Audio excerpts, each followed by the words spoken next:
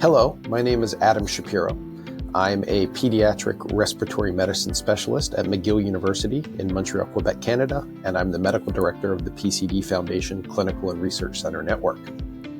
I'm here to share a brief overview of primary ciliary dyskinesia, or PCD, including what it is, its symptoms, how it's diagnosed, and its management. PCD is a rare genetic disorder affecting motile cilia, or moving cilia, which are tiny hair-like structures essential for various bodily functions. The name primary ciliary dyskinesia refers to a genetic or primary origin of impaired movement of these motile cilia. Healthy motile cilia beat back and forth in a coordinated wave to move fluids across cell surfaces. In the respiratory system, they clear mucus and debris from the airways, while in the reproductive system, they aid in egg and sperm transport. They also circulate cerebrospinal fluid in the brain and help establish the body's asymmetric left-right patterning of organ placement during embryonic development. In PCD, cilia may move abnormally or not at all, leading to issues in systems reliant on ciliary function. Because PCD is genetic, with more than 55 known genes, any body or organ system that relies on ciliary motility for function may be affected. With so many genes involved, PCD patients display a large spectrum of severity, with some having relatively milder disease and others more rapidly progressive disease. However, what all people with PCD have in common is that from birth, they will experience chronic respiratory infections, persistent daily wet cough, and difficulty breathing. Chronic infections of both the upper and the lower airways are the hallmark feature of PCD, and these lifelong challenging infections can cause a considerable burden of disease for individuals with this condition. Chronic sinus infections cause significant discomfort and can result in serious infections or inflammatory processes in the head or the skull. Ongoing ear infections can lead to both temporary and permanent hearing loss.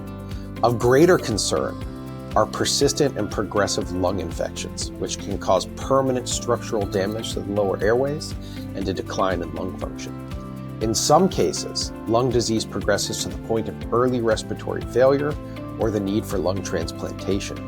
It is important to reinforce that primary ciliary dyskinesia is not just a lung disease. It affects the whole body, and the impact of PCD genetics begins well before birth. This is because ciliary movement is crucial for organ placement and development in the embryo.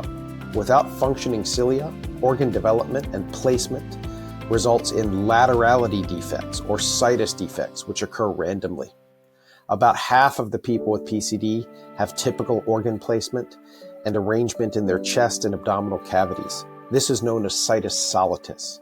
The other half have atypical organ placement, which could involve situs inversus totalis or complete mirror image organ placement from normal, or situs ambiguous or heterotaxy, which is random and abnormal organ placement often associated with congenital heart disease. In fact, people with PCD and situs abnormalities have 200 times increased risk of having congenital heart defects.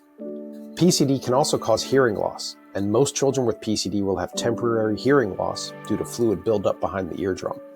Over time, hearing loss may involve damage to the nerves, and permanent hearing loss may develop in some patients. PCD can also result in fertility issues, with males often being infertile and females being subfertile. People with PCD are born with the disorder and experience symptoms every day of their lives. Daily therapies to manage airway disease can result in a significant burden of care. Living with PCD can be both physically and emotionally challenging. Support networks and patient advocacy groups play a vital role in maintaining the well-being of these patients. Despite early symptom presentation and known associations with situs issues, diagnosing PCD continues to be challenging. In part, this is due to the symptoms of PCD also being seen in more common respiratory conditions, like a persistent cough with asthma or chronic sinus infections. It is also partially because the diagnosis of PCD requires specialized testing and clinical expertise that is not widely available.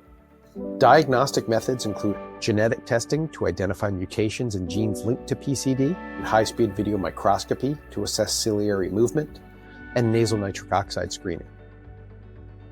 Most of these tests are available only at large academic research centers.